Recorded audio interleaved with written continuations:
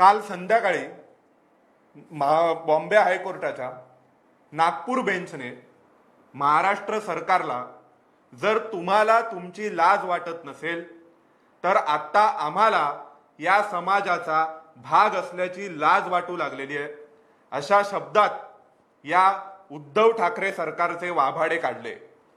पण मित्रांनो, ही बातमी कालपासून तुम्हाला कुठे वाचायला मिळाली नसेल, कुठे पाहायला मिळाली नसेल। या बातमीवर महाराष्ट्रात चर्चा व्हायला हवी होती। ती चर्चा पत्रकारितेने घडवून आणलेली नाही। मुंबई हायकोर्टाचं नागपूर बेंच सरकारच्या अधिकाऱ्यांना काय म्हणालं की तुम्हाला तुमची लाज वाटत नसेल तर आता आम्हाला लाज वाटू लागली आहे, कारण महाराष्ट्रातील असहाय्य रुग्णांसाठी आम्ही काहीही करू शकत नाही। तुमच्याकडे कोणताच उपाय कसा नाही, काय मूर्खपणा लावलाय हा, या शब्दात नागपूर बेंचचे न्यायमूर्ती महाराष्ट्र सरकारच्या अधिकाऱ्यांवर बरसले। त्याच वेळेस एक दुसरी बातमी आली। त्या बातमीची मात्र चर्चा आज राज्यभरात सगळीकडे होते की दिल्ली हायकोर्टाने केंद्र सरकारला चोरी करा, भीक मागा, पण ऑक्सिजन आणा, असं काहीतरी सांगितलं, अशा म्हणून बातम्या चालू आहेत। या दोन्ही प्रकरणात हायकोर्टाने नेमकं काय म्हटलंय?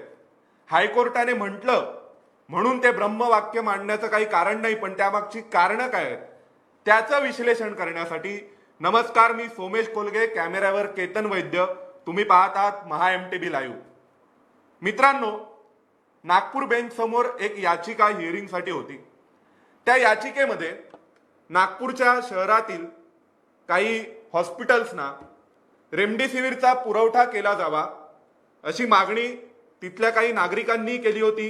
हायकोर्टाने ऑन इट्स ओन मोशन म्हणजे स्वतःहून या प्रकरणाची दखल घेतली आणि राज्य सरकारचे अधिकारी यांना हायकोर्टाकडून नोटीस इश्यू करण्यात आली होती।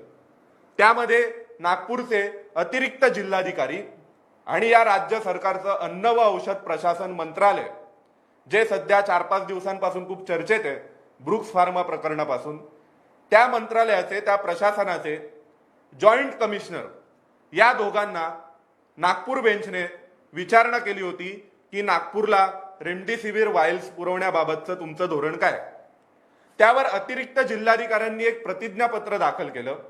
त्या प्रतिज्ञापत्रात त्यांनी म्हटलं की मी जेव्हा चौकशी केली सरकारकडे, त्यावेळेस नागपूरला देण्यासाठी रेमडेसिवीर वायल्स उपलब्ध नाहीत अशी माहिती मला मिळाली आणि FDA म्हणजेच अन्न औषध प्रशासनाचे जे जॉईंट कमिशनर आहेत त्यांनी सांगितलं की आम्ही प्रोक्युरमेंट एजन्सी नसल्यामुळे, खरेदी करणारी संस्था नसल्यामुळे वायल्स पुरवण्याची जी ऑर्डर आहे त्या ऑर्डरचं पालन आम्ही करू शकत नाही। मग मात्र नागपूर बेंचचे न्यायमूर्ती जे आहेत त्यांनी या दोन्ही प्रतिज्ञापत्रांमधला विरोधाभास समोर आणला आणि सांगितलं की संध्याकाळी 8 वाजता आम्ही या प्रकरणावर पुन्हा सुनावणी घेऊ, तोपर्यंत तुम्ही यावर काहीतरी उपाय शोधून आणा। त्या दरम्यान त्या सुनावणीमध्ये कोणकोणते मुद्दे उपस्थित करण्यात आले तुम्हाला माहिती आहे का? हायकोर्टाने म्हटलं म्हणून या सरकारची लाज काढावी, इतकी वाईट वेळ आमच्यावर आली नाही, कारण या सरकारने स्वतःची लाज सोडून दिलेली आहे, हे सगळं जग पाहते। पण जे प्रश्न उपस्थित केले ते प्रश्न किती गंभीर आहेत ते समजून घ्या। नागपूर बेंचच्या न्यायमूर्तींनी विचारलं की राज्य स्तरावर कोणती यंत्रणा रेमडेसिवीरच्या फेअर डिस्ट्रीब्युशनसाठी, समान वाटपासाठी आहे का?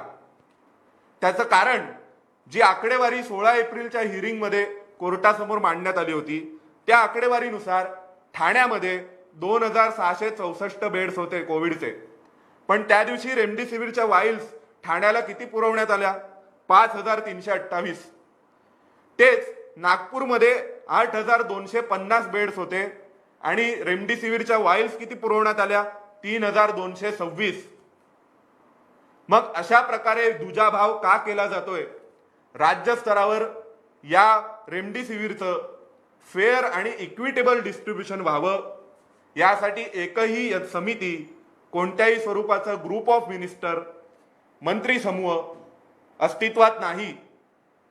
मग ठाण्याला जास्त वाईल्स का पुरवण्यात आल्या? ठाण्यामधून एकनाथ शिंदे हे मंत्री आहेत, जितेंद्र आव्हाड मंत्री आहेत, म्हणून या वाईल्स पुरवण्यात आल्या का?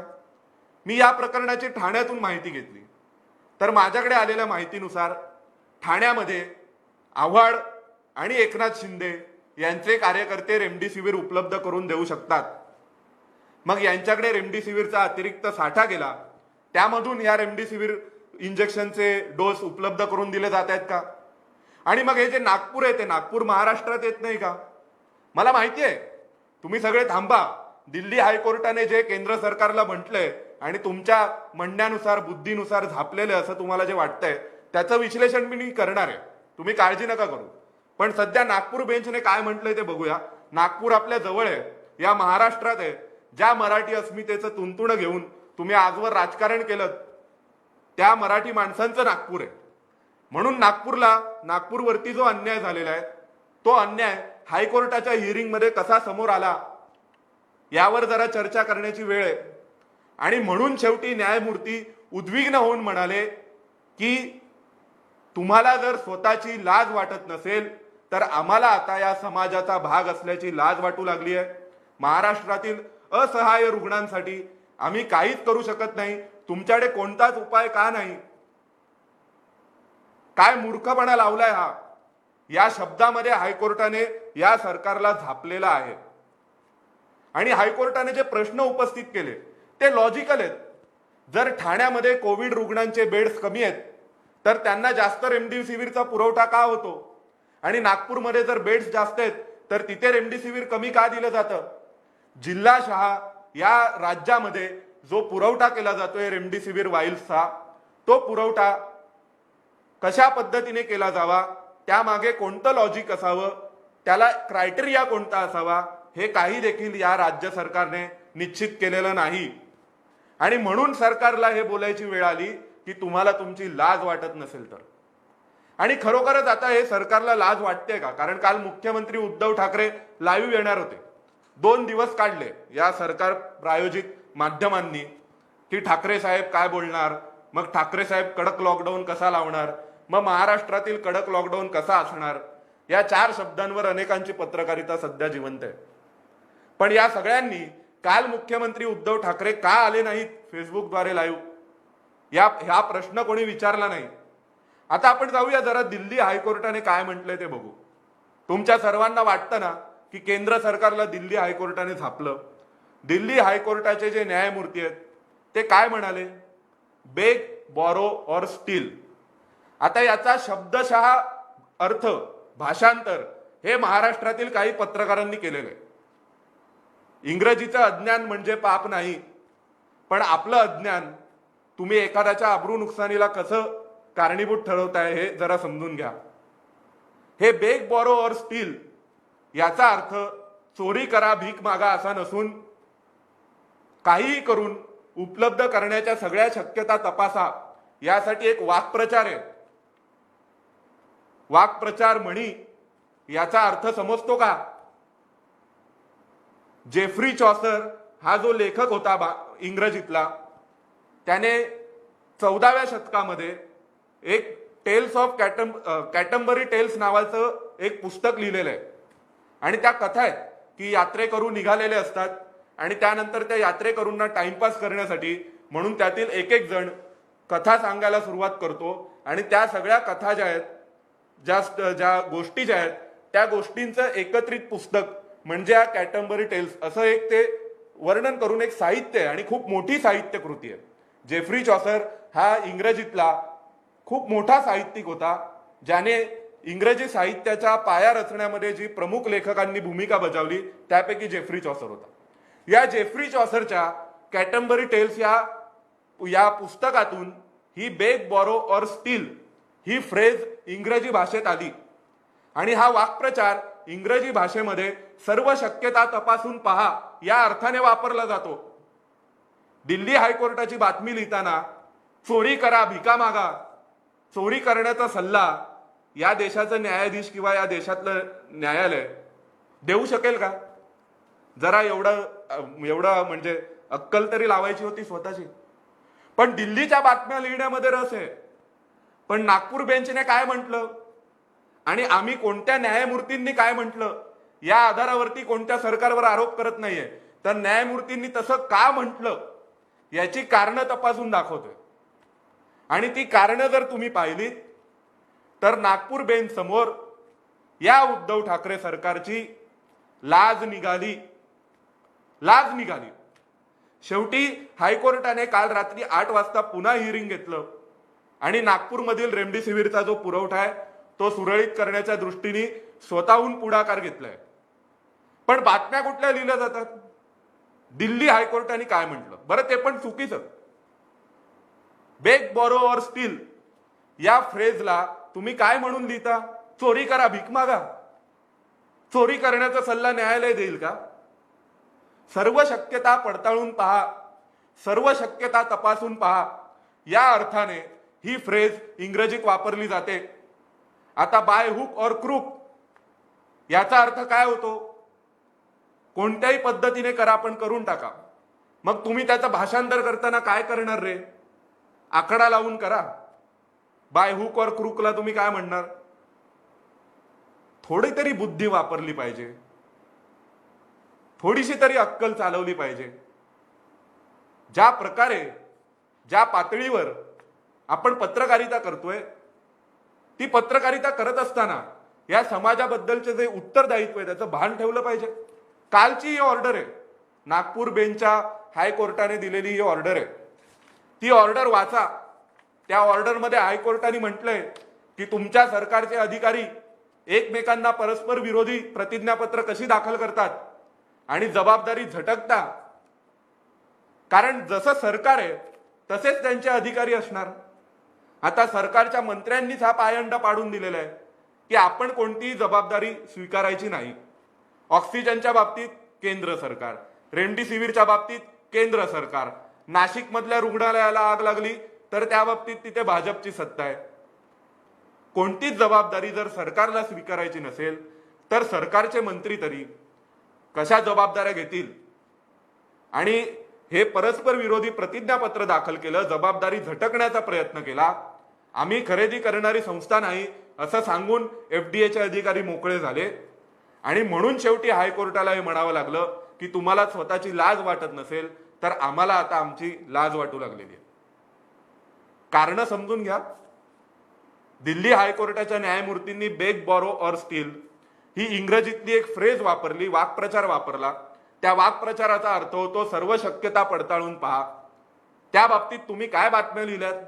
चोरी करा, भीक मागा. भाषेचं एवढं अज्ञान, आणि अज्ञान पाप नाही, पण आपलं अज्ञान कोणाच्या तरी अब्रू नुकसानीला कारणीभूत ठरू नये एवढी काळजी तर तुम्ही घ्याल की नाही? बरं, आणि नागपूर बेंचने जे म्हटलेलं आहे, नागपूर तर महाराष्ट्रामध्ये येणार आहे. मुंबई पासून जवळ काय, नागपूर आहे की दिल्ली आहे? पण नागपूरच्या बातमीवर चर्चा का होत नाही?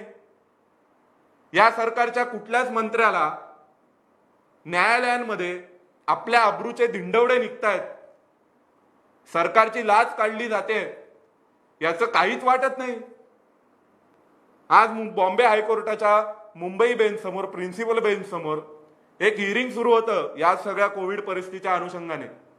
आणि त्या हिअरिंग मध्ये न्यायमूर्ती म्हणाले की RT-PCR ची चाचणी त्यांच्या एका ड्रायव्हरने केली आणि त्याचा नंतर रिपोर्ट यायला 24 तासांपेक्षा जास्त कालावधी लागला. असं का होतंय? आणि ही परिस्थिती जर हायकोर्टाच्या न्यायाधीशांची असेल तर सर्वसामान्य नागरिकांचं काय, सर्वसामान्य लोकांचं काय? आणि राज्यस्तरावर एखादी समिती असली पाहिजे ना. राज्यस्तरावर एखादी समन्वय समिती या सरकारची असली पाहिजे की रेमडेसिवीरचा पुरवठा असेल, ऑक्सिजनचा पुरवठा असेल, तो जिल्हाशहा प्रत्येक जिल्ह्याला कशा प्रकारे केला जावा, त्यामागचं रॅशनल काय, याचा विचार सरकारच्या मंत्र्यांनी करायला हवा. पण तो विचार होत नाही. त्याऐवजी काय केलं जातं? देवेंद्र फडणवीसांवर गुन्हा दाखल करू. वळसे पाटील 4 दिवस झाले, कधी लिहिणार गुन्हा? ब्रुक्स फार्माच्या अधिकाऱ्याला उचलून आणू, कंपनीच्या मालकाला. काय लावलंय? या सरकारची लाज निघते न्यायालयातील सुनावण्यांमध्ये. आज सकाळचं अपडेट आहे, आज सकाळचं म्हणजे सकाळी आलेलं अपडेट आहे की बॉम्बे हायकोर्टाच्या एका हिअरिंग मध्ये न्यायाधीशांनी सांगितलं की RT-PCR चाचणीचा रिपोर्ट यायला वेळ लागतोय, 24 तासांपेक्षा जास्त कालावधी लागला. हे त्यांचे स्वतःचे वैयक्तिक अनुभव आहेत. आता तुम्ही काय सांगणार रे? या लोकांना महाराष्ट्रद्रोही ठरवणार, या लोकांना मराठी भैया ठरवणार? हे जे त्यांनी लिहिलेलं आहे, तुमचे अधिकारी जे प्रतिज्ञापत्र दाखल करतायत त्यानंतरच कोर्ट असं म्हणायला लागलंय ना. पण ते ऐकण्याची तुमची तयारी नाही, ते ऐकण्याची तुमची मानसिकता नाही. ही बातमी आणि या बातमीवर कुठेच चर्चा का होत नाहीये, हा प्रश्न जरा महाराष्ट्रातील जनतेने विचारला पाहिजे. या सरकारला, या राज्यातील लेखक, साहित्यिक, बुद्धिवंत जे अधूनमधून पत्र लिहित असतात पंतप्रधानांना, त्या लोकांना विचारा की यावर तुम्हाला चर्चा करावीशी वाटत नाही? समान वाटप होईल, कोणत्याही भेदभावाशिवाय, दुजाभावाशिवाय वाटप होईल, यासाठी मुख्यमंत्र्यांनी काय केलं, राज्य सरकारने कोणती यंत्रणा लावली, कशा प्रकारे क्रायटेरिया ठरवला, यावर चर्चा झालेली नाही. आणि मग शेवटी कोर्टाच्या हिअरिंग मध्ये न्यायाधीशांना हे सांगावं लागतं, त्याच्या बातम्या होत नाहीत. दिल्ली हायकोर्टाने काय म्हटलंय त्याच्या बातम्या केल्या जातात, पण त्या देखील चुकीच्या बातम्या केल्या जातात. त्या जेफ्री चॉसरला काय वाटलं असेल, ज्या लेखकाने ती कॅटमरी टेल्स लिहिलं आणि त्यामध्ये ही फ्रेज वापरली, बेग बॉरो और स्टील. का असा तुम्ही भाषेवर अन्याय करता? राजकीय अजेंडे पुढे रेटण्यासाठी, प्रसार माध्यमांचा राजकीय अजेंड्यांसाठी वापर करताना भाषेवर असा अन्याय करता?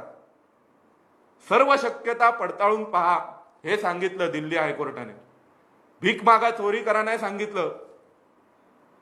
न्यायाधीश म्हणजे तुमच्या पक्षाचे प्रवक्ते नव्हेत, त्यांना भाषा समजते, त्यांचं डोकं ठिकाणावर असतं, त्यांना कायदा कळतो. संजय राऊत म्हणजे न्यायाधीश नाहीत भीक मागा आणि चोरी करा अशी भाषा वापरायला. त्यांनी इंग्रजीत जे वापरलं त्याला फ्रेज वाक्प्रचार म्हणतात, आणि त्या वाक्प्रचाराचा दुरुपयोग बातम्या लिहिताना तुम्ही केलाय. आणि हे नागपूर जे जवळ आहे ना महाराष्ट्रामध्ये, त्या नागपूर बेंचने काय म्हटलं ते दिसत नाही. बरं, कुठल्याही बेंचनी काही म्हणू दे, न्यायाधीशांची मतं किंवा न्यायाधीशांनी नोंदवलेले ऑब्झर्वेशन्स, निरीक्षण म्हणजे काही कोर्टाचे निकाल नव्हेत किंवा कायदे नाहीत. पण न्यायाधीशांना हे का म्हणावं असं वाटतं? त्याला कोणती परिस्थिती कारणीभूत ठरली, त्यामागे त्या हिअरिंग मध्ये संपूर्ण काय घडलं, या सगळ्याचा अभ्यास कोणीतरी केला पाहिजे, तो या महाराष्ट्रासमोर मांडला पाहिजे. पण ते करण्याची तयारी कोणाचीही नाही. या ऑर्डरची कॉपी माझ्याकडे, कमेंट बॉक्समध्ये मी ऑर्डर नक्की टाकेन, तुम्ही सगळ्यांनी वाचून पहा. बेग बॉरो और स्टील या इंग्रजी फ्रेजचा जसा तशा भाषांतर करून मराठी पत्रकारांनी दिल्ली हायकोर्टावर जो अन्याय केलाय तो अन्याय दूर करण्याचा हा एक प्रयत्न होता. तुम्हाला हा व्हिडिओ कसा वाटला ते सांगायला विसरू नका. जर या सरकारची लाज निघाली असेल तर हे सरकार आता तरी आपल्या जबाबदाऱ्या स्वीकारणार का? की संजय राऊतांसारखे यांचे प्रवक्ते केंद्र सरकारच्याच नावाने शिमगा करत फिरणार आहेत, यांचे मंत्री केंद्र सरकारवरच आरोप करत फिरणार आहेत का? आणि जर यांना कोणत्याही स्वरूपाची लाज उरलेली असेल किंवा यांची लाज गेली नसेल तर काल मुख्यमंत्री लाईव्ह येणार होते फेसबुकवर, ते का आले नाहीत? या सर्व प्रश्नांची उत्तरं तुम्हाला माहीत असली, तुम्हाला याबद्दल काय वाटतंय ते कमेंट बॉक्समध्ये सांगायला विसरू नका. आपण पुन्हा भेटू एका नव्या विषयासह. तोपर्यंत MHA-MTVला लाईक, शेअर, सबस्क्राईब जरूर करा. MHA-MTV अशा प्रकारे दाबून टाकलेल्या अनेक बातम्या समोर आणण्याचं काम करतं, बातम्यांचे अर्थ सांगण्याचं काम करतं. त्यामुळे हा व्हिडिओ मित्र परिचितांना फॉरवर्ड करा आणि सबस्क्राईब करा. धन्यवाद.